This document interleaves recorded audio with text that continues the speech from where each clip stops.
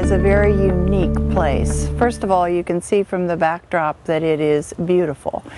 Sonoma Valley is about 35,000 people. The major city that's in Sonoma Valley is the city of Sonoma, and there are about 9,500 there. It's a pretty compact area, and I would say the major agricultural crop is grapes.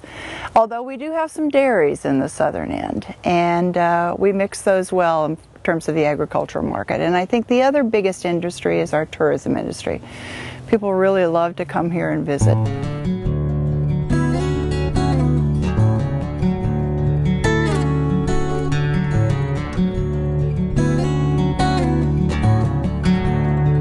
So right now we're sitting in the main stem of Sonoma Creek, just south of the town of Glen Ellen.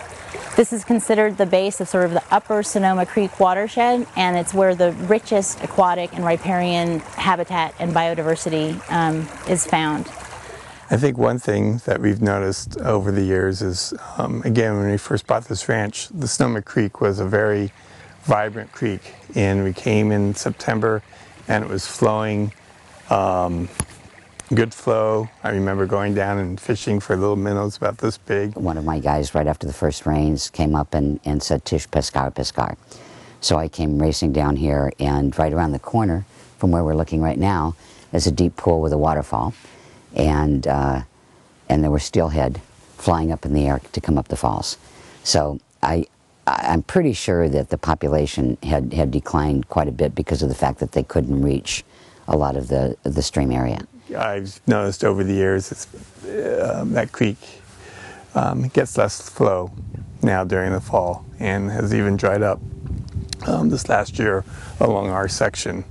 And so there's obviously over time there has been impacts to the creek, and how that relates to groundwater is part of the story we're trying to understand. The water agency is a provider of water from the Russian River to mostly urban users here in Sonoma Valley through deliveries that we make to the city of Sonoma and Valley of the Moon Water District.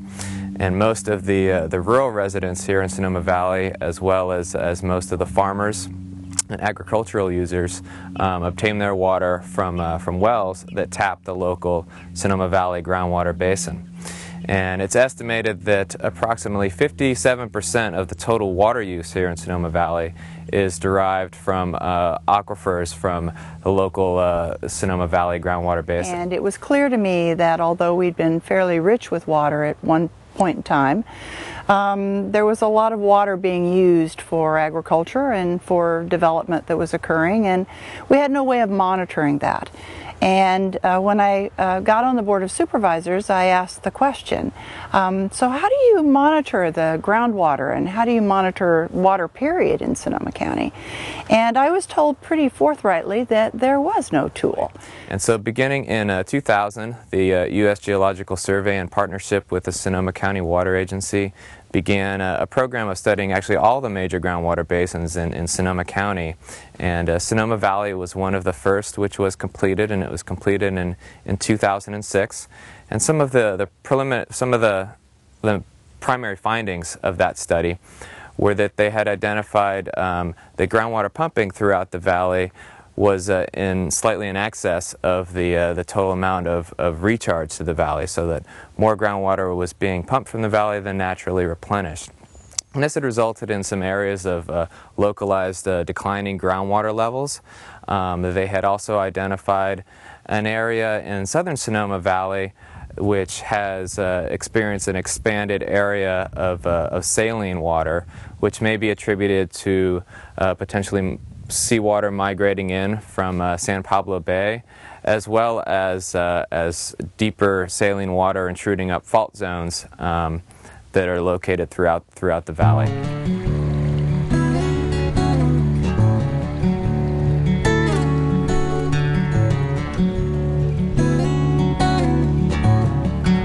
And we knew there was a relationship between the level of water in the streams and the groundwater table.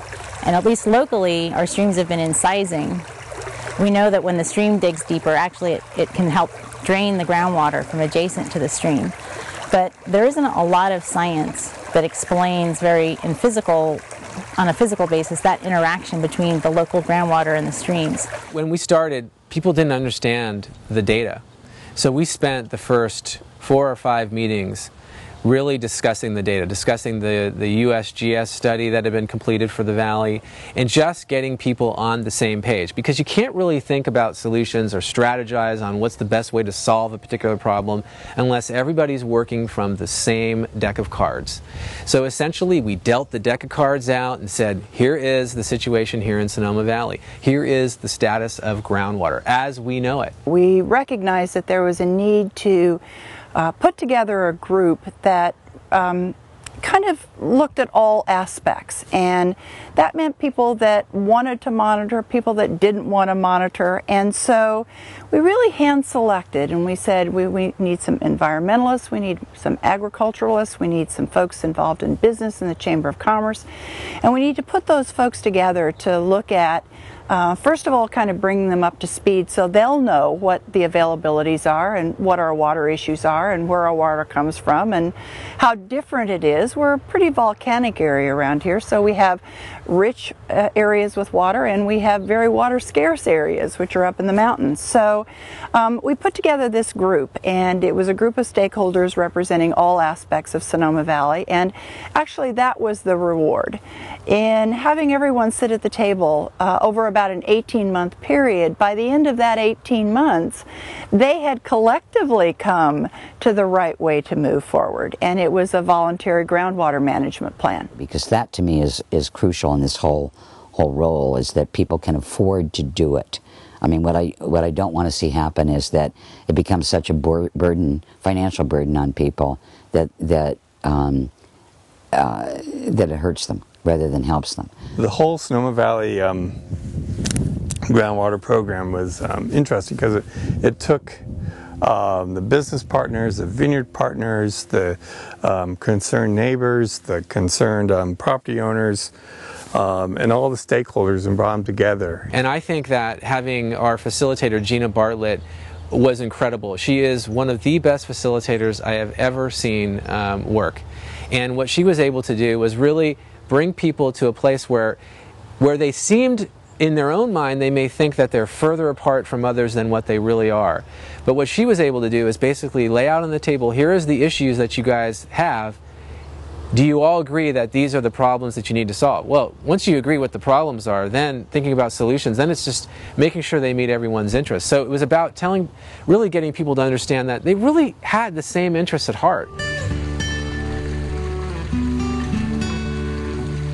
Every drop of recycled water that's used on the world-class vines here in Sonoma Valley or at local parks is water that can be saved and used for other uses in Sonoma Valley. At the Sonoma Community Center, a variety of techniques are being used to reduce water use and make the facility more sustainable. Water-intensive turf is being removed and replaced with a drought-tolerant garden, and a rainwater harvesting cistern is being installed to capture rainwater and reduce the amount of potable water that's needed for irrigation. So now we have to factor in what happens in the southern parts of the valley, that a lot of our folks are on well water, and what happens when that well water is no longer usable, and how do we deliver water to them if that ever became a possibility. And so things were, I think, revealed that we never suspected, but again, it gave us a baseline and a foundation from which to work. So I think that we'll get to where we need to go with time and planning. I think sometimes our water challenges are being described as fish versus people. Are we going to give the water to the fish, or are we going to give the water to the people? And what I just like to express is the fish are letting us know whether or not we have enough water for the people. And if the fish aren't surviving in our streams, it's probably an indication that our water supply is not being managed in a sustainable way.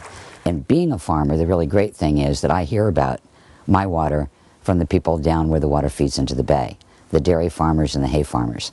So they were my best barometer as far as realizing that even though I'm miles away, almost at the headwaters of Sonoma Creek, that I can make an impact on what happens in their lives.